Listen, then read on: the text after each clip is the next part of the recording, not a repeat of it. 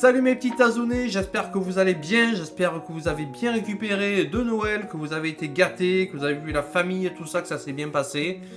On est le 27 décembre, on va réagir ensemble au premier épisode de la saison 2 de la série Netflix Squid Game qui est sorti hier le 27, alors le 26.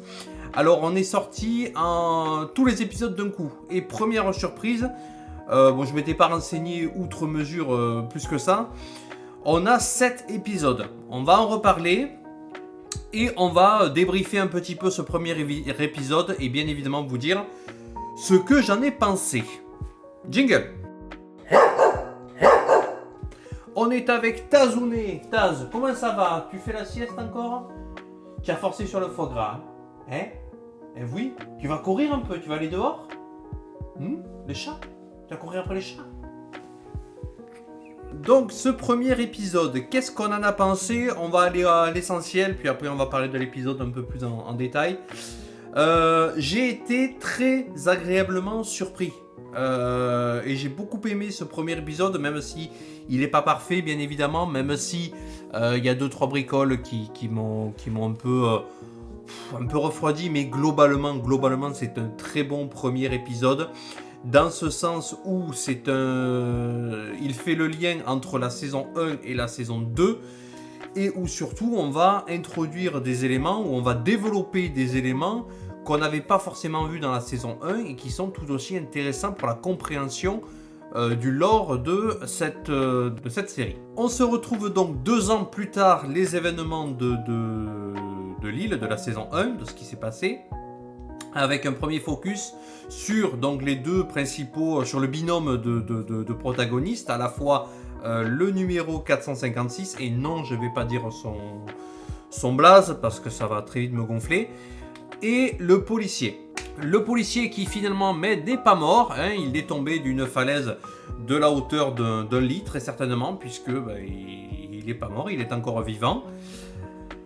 Bon, c'est le premier truc qui m'a fait un peu lever les yeux au ciel, mais bon, allez, pourquoi pas, de toute façon. Si sa participation et son intrigue méritent d'être développées dans la saison 2, c'est un bien pour un mal, donc allez, vas-y, je roule Netflix, tu m'as eu. Le flic, donc, est assez frustré quelque part que personne ne croit à son histoire, donc du coup il a été...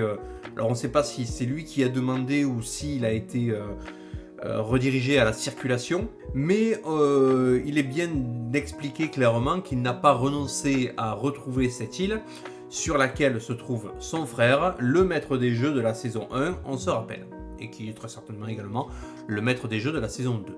Et de l'autre côté, le numéro 456 qui, lui, met toute son énergie et tout l'argent gagné dans la saison 1 sur le jeu, les 32 millions d'euros, à retrouver les auteurs de ce jeu mortel, en prenant pour point de départ de retrouver le fameux agent recruteur, celui qui arpente les métros avec sa valisette et qui donne les cartes. Donc toute son énergie et tout son argent va être dirigé pour retrouver ce personnage-là. Pour cela, il va embaucher le fameux mafieux qu'on avait vu dans l'épisode 1 de la saison 1, qui lui casse la gueule dans les toilettes et qui lui fait signer un contrat de vente d'organes, une reconnaissance de dette avec ses organes. Et ce mec-là, donc, va utilisé sous la couverture d'une société, va recruter plusieurs agents, des caïds, des mafieux, des petites frappes, pour ratisser toutes les lignes de métro de Séoul à la recherche de ce fameux agent recruteur. Il nous est expliqué que numéro 456 s'est constitué une véritable carapace, une forteresse autour de lui, c'est-à-dire que la société écran que la mafia a monté avec l'argent de 456 a acheté un hôtel entier dans lequel vit 456 de façon tout à fait anonyme, loue des véhicules pour lui également sous cette couverture-là, de façon à devenir totalement invisible, à passer sous les radars. On a vu également en tout début d'épisode qu'il s'enlève la puce pour ne plus être retrouvé par les membres de l'organisation. Au bout de plusieurs semaines de traque, les agents mafieux vont finir par remettre la main sur l'agent recruteur, vont le confronter, et c'est là où l'épisode prend une tournure vachement intéressante en reprenant le ton très intense et très haletant de la saison 1. Le premier épisode est véritablement un focus sur l'agent recruteur. On y apprend que c'est un ancien employé masqué, les fameux triangles carrés et ronds que l'on voit dans la série tout du long, habillé en tenue rouge ou rose, peu importe. On y apprend qu'il a gravi les échelons à l'intérieur même de la structure, de l'organisation, par un manque flagrant d'empathie envers les gens, un véritable sociopathe, un psychopathe quelque part, véritablement, c'est ça qui lui a permis son ascension fulgurante jusqu'à ce poste clé. Peut-être également mu par un sentiment commun avec l'idéologie de l'organisation, celui de débarrasser la Terre de ses déchets, le monde de ses déchets, les déchets étant décrits comme étant les SDF, les gens qui n'arrivent pas à s'en sortir par leurs propres moyens et qui s'enfoncent toujours plus dans leur situation précaire plutôt que de saisir la moindre main tendue qui pourrait les aider à faire le premier pas vers la sortie de cette situation. Cette idéologie est retranscrite dans l'arc du square, on va dire que c'est un arc, mais vous avez compris, dans la scène du square, dans laquelle il va proposer au SDF soit de la nourriture, soit un ticket à gratter, un jeu de hasard. Alors on ne sait pas si s'il le fait de façon autonome ou s'il a un ordre de la part de l'organisation. Je pense plutôt que c'est véritablement un détraqué qui le fait pour son propre plaisir. Peut-être aussi pour se conforter dans l'idée que ce qu'il fait est bien pour la société. Vous voyez ce que je veux dire ? Les psychopathies se nourrissent souvent de ce qu'elles croient que ce qu'elles font ce soit juste. D'accord ? Si à un moment donné, il y a un doute, alors le psychopathe peut complètement dérailler. Mais s'il s'auto-persuade que ce qu'il fait est bien, alors il y a une forme de statu quo. Et c'est ce que j'ai l'impression qui se passe dans le square, où il va proposer, donc je disais, de la nourriture ou un ticket à gratter à des SDF. Tous les SDF, qu'est-ce qu'ils font ? Ils prennent le ticket à gratter. Pour lui, ce sont donc des déchets qui préfèrent la faible probabilité du gain de l'argent facile à l'utilisation d'un talent et d'une motivation à se sortir de leur situation. Et il les méprise d'autant plus que lui-même, l'agent recruteur, par sa motivation et par son abnégation, a gravi lui-même les échelons plutôt que d'aller chercher l'argent facile. Si la première moitié de l'épisode met du temps à démarrer, notamment c'est sa grosse faiblesse, je pense, c'est qu'il y a un bon quart d'heure, 20 minutes de recherche dans le métro qui dure, et en plus c'est mis en parallèle avec le fait que le flic cherche également l'île sur un bateau. C'est très long, il ne se passe rien du tout. Néanmoins c'est juste le premier épisode, ça passe. La seconde moitié de l'épisode en revanche devient de plus en plus percutante, de plus en plus le rythme s'accélère. Et l'intensité monte également jusqu'à la confrontation entre l'agent recruteur et les mafieux. L'agent recruteur arrive notamment à mettre hors service les deux mafieux, les ligoter, et c'est là où va avoir lieu la première scène véritablement de jeu et d'enjeu quelque part qui va vous coller au siège.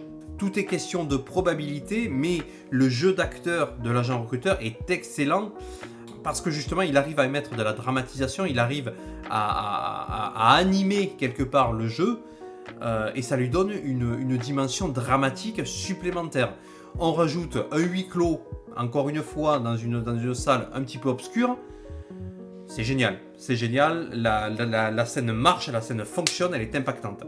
Tout le monde finit par se retrouver finalement à l'hôtel dans lequel vit 456. Le flic arrive un peu en retard. Je pense que dans l'épisode 2, il va finalement les confronter. Ils vont finalement se retrouver, j'imagine. L'agent recruteur attend 456 chez lui. Il sait que 456 le cherche et il veut le confronter pour mettre un terme à cette situation-là. Et dans une scène à nouveau avec une tension extrême et qui fera date vraiment, c'est le cliffhanger de cet épisode-là, à tout point de vue d'ailleurs. Les deux joueurs vont jouer à la roulette russe. Et c'est là où ça devient intéressant dans la psychologie des personnages, puisque je vous en parlais dans la review de la bande-annonce de la saison 2 il y a un mois de ça.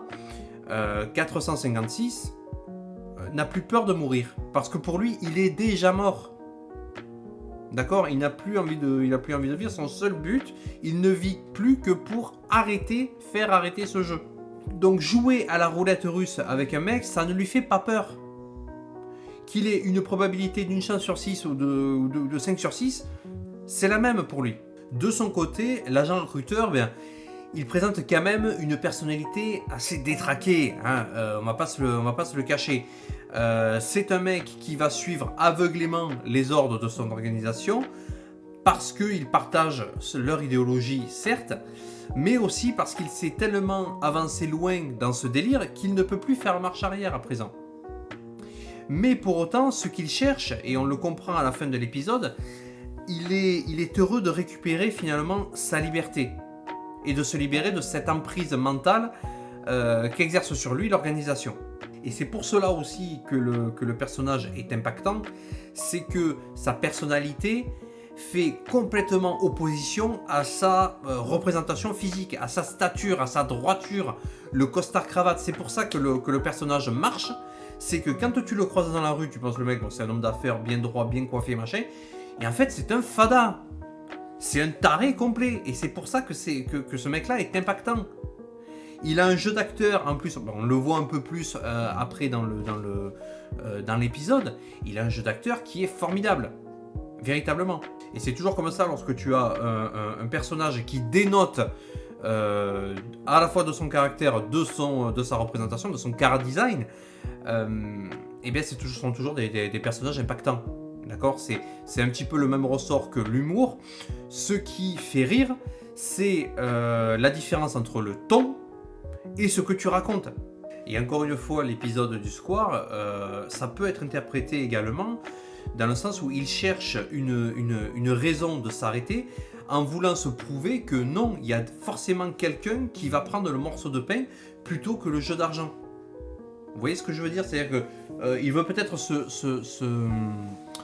prouver que parmi ce qu'il considère comme des déchets, il y en a au moins une personne qui veut pouvoir s'en sortir, qui peut se dégager du lot pour pouvoir se dire « Ok, je me suis trompé, il y a peut-être une autre voie. » Mais à chaque fois qu'une personne prend le ticket à gratter plutôt que le pain, eh bien, ce sont autant de raisons de penser que les déchets resteront toujours des déchets et que cela justifie son action. Et ironie de l'histoire, c'est finalement celui qui aura choisi l'argent et qui aura eu beaucoup de chance, parce qu'on en a reparlé également dans la review de la saison 1, 456 a énormément de chance finalement au jeu puisqu'il gagne très souvent, mais il ne va pas en tirer un avantage autre que financier. Il va perdre son humanité, sa naïveté, ses amis, sa famille. Il ne va rien y gagner à part de l'argent. Et l'argent, ça paye pas tout.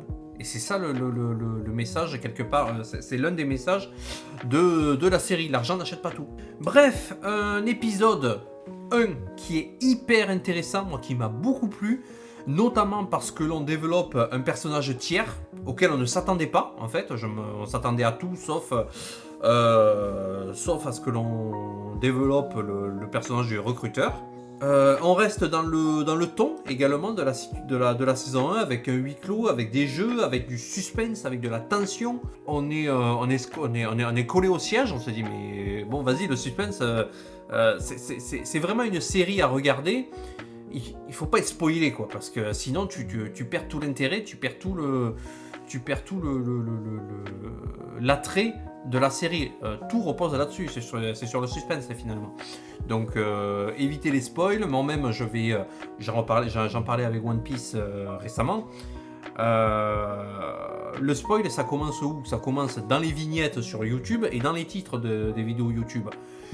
Moi, je vais essayer maintenant j'essaie de m'y appliquer déjà, mais je vais encore plus essayer maintenant d'y faire bien gaffe à ne pas spoiler dans ces miniatures. Parce que, bon, mais YouTube, tu ouvres ça, paf, tu as en général 8, 10, 12 vignettes qui te sortent à la gueule comme ça, t'as rien demandé. Et pof, ton regard tombe sur une, t'es spoilé. Tu vois une image, c'est fini. Hein, si tu vois l'image de l'agent recruteur avec une balle comme ça, tu dis oh, c'est terminé. Le suspense, il est mort. Il est mort. J'ai été également bluffé, mais on peut le dire, sur la fin lors de la scène de la roulette russe entre l'agent recruteur et 456, lorsque il y a une sorte de... Lorsque la série brise le 4e mur. Lorsque 456, lorsque c'est au tour de 456 de jouer, qu'il reste plus que 2 balles et qu'il a une chance sur 2 de vivre ou de mourir, peu importe. Et là, j'étais comme ça dans le truc, je dis c'est simple, t'as plus qu'à le viser, à tirer 2 fois, forcément, puis c'est fini. T'as plié le game, tu vois, c'est encore plus simple. Et comme ça, tu t'évites tu vois ce que je veux dire? Et là, tu as l'agent recruteur qui te dit, je sais à quoi vous pensez. Vous pensez qu'il suffirait de me viser, de tirer 2 fois. Tu es où? Tu es où? Tu es... Ah! J'étais fou! Et cette réplique-là n'a justement pour effet que de mettre en valeur, justement, que de mettre que de mettre au pinacle le fait que 456, il s'en fout de mourir. Parce qu'il est déjà mort, encore une fois. Et lorsque 456 tire et qu'il ne se passe rien, masterclass, il lui ressort la même tirade de son côté et en lui disant si tu tires pas, ça veut dire que tu es juste leur toutou et que tu vas continuer à faire bêtement ce que tu fais. Et on le voit à la fin, c'est pour ça que je l'interprète comme ça. Il sourit en se dire tu as raison, je ne suis pas leur toutou, je vais reprendre ma liberté. Je le disais, le point négatif, c'est peut-être le rythme un peu cassé sur la première partie de l'épisode, avec cette recherche pendant des semaines et des semaines sur le métro. Voilà, le coup des SMS, le coup des trucs, le recrutement, tout ça. Bon, il faut le montrer. Il faut montrer qu'ils en chient, il faut montrer qu'ils cherchent, d'accord. Ça meuble un peu. Mais bon, ça fait vraiment un remplissage d'épisodes pour tenir 45 minutes pour arriver au cliffhanger de fin. Bon, ok, c'est doublé, heureusement c'est bien doublé avec le fait que le flic cherche également l'île en bateau mais ne la trouve pas, pardon. Donc bon, ça passe, c'est le premier épisode. Et puis le reste de l'épisode est tellement bien développé, tellement bien fait que Osef, c'est bon, ça passe. On te pardonne. Par contre, j'en reviens à ce que je vous disais en introduction, il n'y a apparemment que 7 épisodes dans cette saison 2. Alors, il y en a un de passé, il n'en reste plus que 6. Ça fait court. L'épisode, la saison 1, il y avait eu 9 épisodes. Alors, ok, il y a peut-être un épisode ou 2 en trop dans l'épisode 1, mais bon, si c'est pour nous en faire 7 au détriment de développer 2-3 aspects de la série, ça serait un peu dommage. Attention parce qu'il ne faudrait pas rusher non plus pour rusher, d'autant qu'on sait qu'il va y avoir un épisode avec 1, 2, 3 soleils qui vont revoter et tout. C'est un peu chiant. Là, ça m'inquiète un petit peu pour la suite. À moins que le jeu s'arrête avant la fin, avant le Squid Game final. Je sais pas. Je sais pas, mais non, mais continuez bien à bien développer et ça sera parfait. Moi, je demande pas plus. Ou à moins également qu'il y ait une qui nous la fasse à la façon Attaque des Titans, l'animé. Oui, je sais, je prends toujours l'exemple de ce truc, mais bon, j'en démords pas. C'est une masterclass. Donc, si vous n'avez pas vu, allez voir. SNK, qu'est-ce qui s'est passé? Ils ont fait la saison finale, saison 1. Partie 1, partie 2, puis saison 2, partie 1, partie 2, saison 3, voilà, donc ils ont disséqué le dernier gros arc, je crois, en 3 saisons différentes et en plusieurs parties. Vas-y, t'as bien bouffé à Noël, vas-y, tu te prends encore la dinde de SNK derrière, t'es bien, quoi. Donc peut-être qu'il y aura une saison 3 avec 7 épisodes supplémentaires, 5, 6 ou 7 ou 8 épisodes, pour finir la série complète. Vous voyez ce que je veux dire? Ça voudrait dire qu'on va finir la saison 2 sur un cliffhanger. On se dit, oulala, qu'est-ce qui va se passer? Voilà. Donc à voir. Hypé, clairement, je le dis. Et je vous le redis, je suis désolé, j'ai douté. Alors, attention, on va y aller mollo, hein. Ce n'est que le premier épisode sur 7. Autant le deuxième épisode, il part dans une direction complètement opposée. Je vais revenir, je vais dire, c'est quoi cette merde? Donc attention, voilà. Hein. C'est tout pour ce premier épisode. On se revoit très rapidement. Parce qu'ils ont sorti les 7 épisodes d'un coup. Donc je préfère le faire épisode par épisode. Comme ça, je vais faire des vues. Ouais. Faire des vues, gagner des likes et tout compagnie, des abonnements. Vous vous abonnez, vous mettez des pouces bleus. Et si vous commentez, vous ne spoilez pas, bande de bâtards. Ok, faites pas les cons, parce que je vous le dis, je vous tanne, sérieux. Et puis on se revoit très rapidement sur Taz & Chill. Merci d'avoir suivi la vidéo. On se retrouve rapidement, encore une fois, je l'ai déjà dit, commencez pas. Allez, à plus.